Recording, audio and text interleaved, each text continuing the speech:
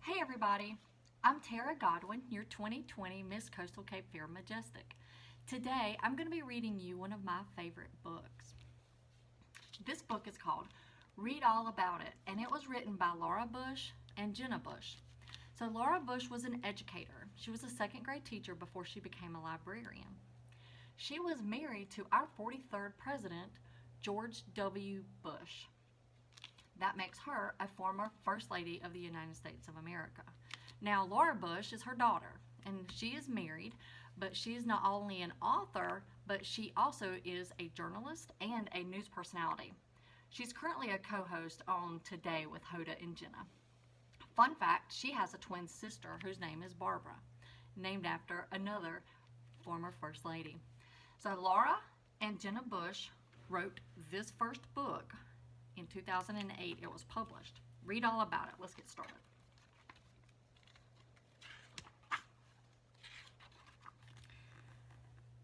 Hi, I'm Tyrone Brown, and I rule the school.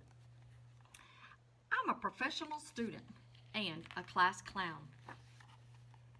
Let me introduce you to my pals. The kid genius in the glasses is Edmund.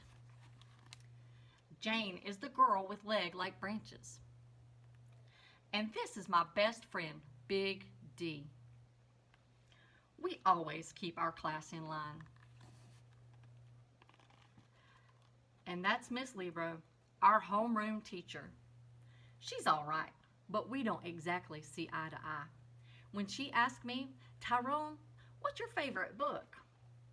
I told her, books are so last year. It's not that I despise books, I just don't prefer them.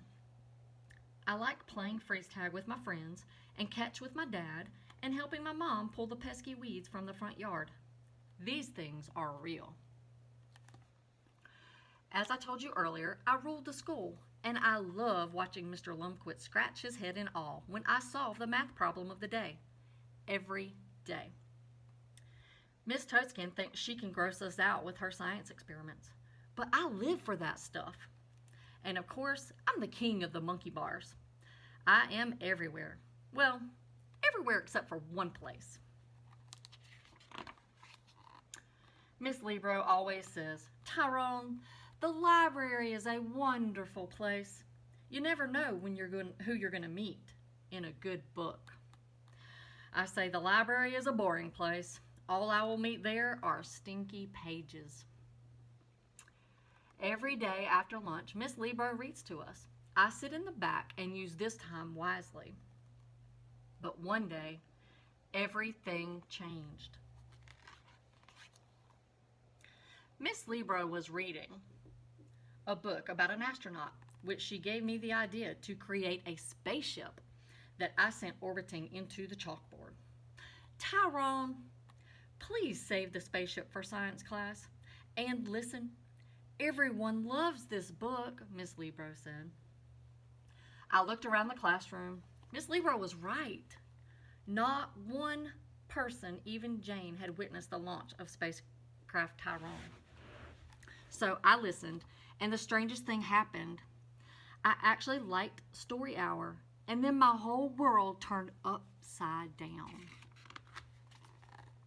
On Halloween, Miss Libro was reading us a spooky tale about a ghost named Jasper, when Jasper, a real ghost, appeared and said, Boo!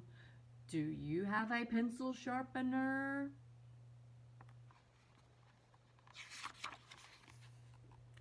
Characters started appearing regularly.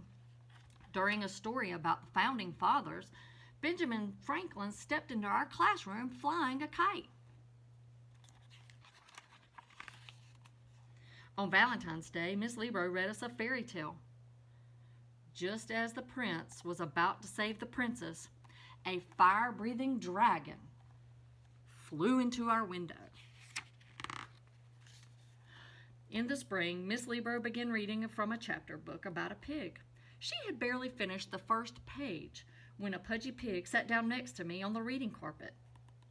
At first, we did not want him in our classroom. And he was dirty and disorganized, he ate the most grotesque combination of leftover school lunches. But as the weeks went by, we fell in love with that Butterball. He was witty and kind. Jane taught him manners, and he began to eat like a proper gentleman. And he took over my role as the class clown. His jokes were hilarious. What does a family of pigs do at an all-you-can-eat buffet? Pig out. And then a terrible thing happened. A real crime.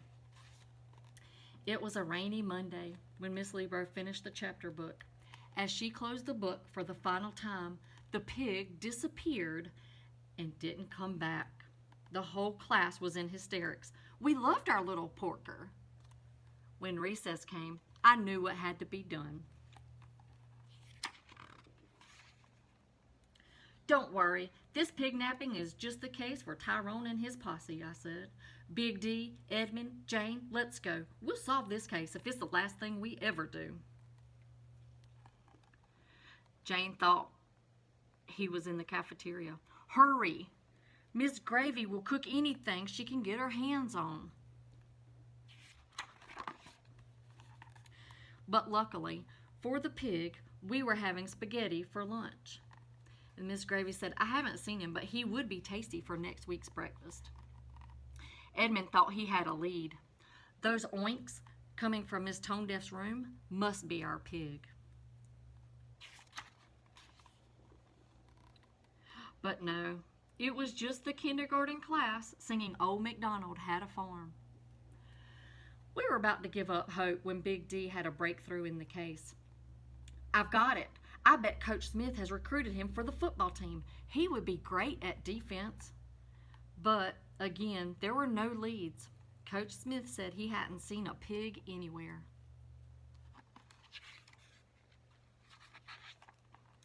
Recess was almost over, and there was still no sign of our pig. Miss Libro, we've searched for our pig everywhere, and we still haven't solved the case.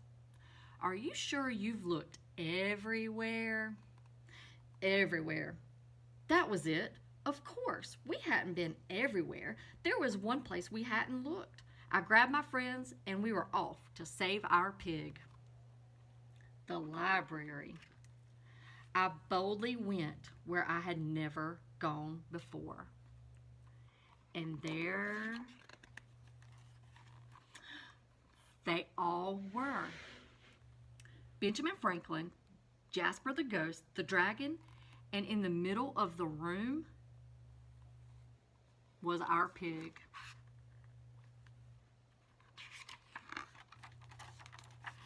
And then I had the most brilliant idea ever. Miss Libro, let's read here in the library. Take it from me, Tyrone. You never know who you're going to meet when you look in a book. And that's the end of the book. So there you have it. Read all about it by Laura Bush and Jenna Bush.